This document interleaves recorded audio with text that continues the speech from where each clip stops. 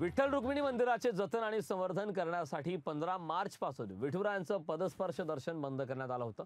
मात्र देवाच्या गाभाऱ्यातील काम पूर्ण झाल्याने उद्यापासून विठुरायाचं परस्पर्श दर्शन सुरू करण्यात येणार आहे। यासाठी मंदिरामध्ये स्वच्छता केली जात आहे, तसेच मंदिरामध्ये फुलांची सजावट देखील करण्यात येणार आहे। याचा आढावा घेतला आमचे प्रतिनिधी अभिराज उबाळे यांनी।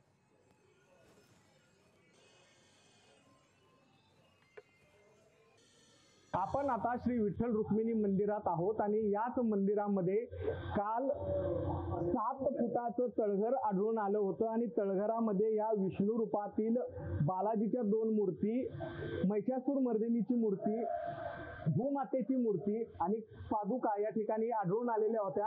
अशा 6 प्रकारच्या वस्तू या तळघरामध्ये ठेवण्यात आलेला होता।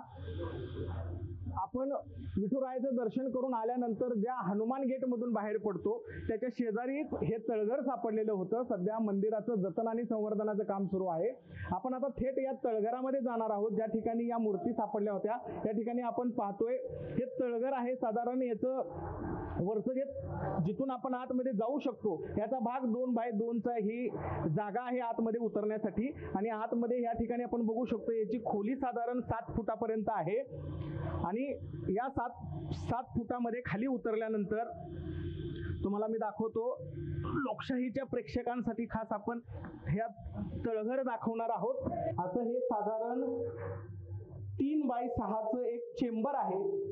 या चेंबर मध्ये या ठिकाणी या बाजूला व्यंकटेशाच्या 2 मूर्ती आणि या बाजूला महिषासूर मर्दिनी, पादुका आणि भूमातेची मूर्ती अशी या ठिकाणी ठेवण्यात आलेली होती। याची उंची जर आपण पाहिली तर साधारण 6 फूट साधारण ही उंची आहे या चेंबरची। आणि याच चेंबर मध्ये या तळघरामध्ये रात्री 2 दगड हल्ले होते आणि त्याचं खोदकाम केल्यानंतर ह्या मूर्ती आढळून आलेल्या आहेत। आता हे तळघर सापडलेलं आहे।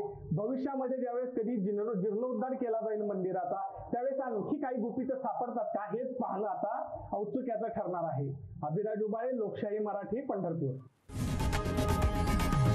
लोकशाही मराठी ऐका, पहा, जागरूक रहा।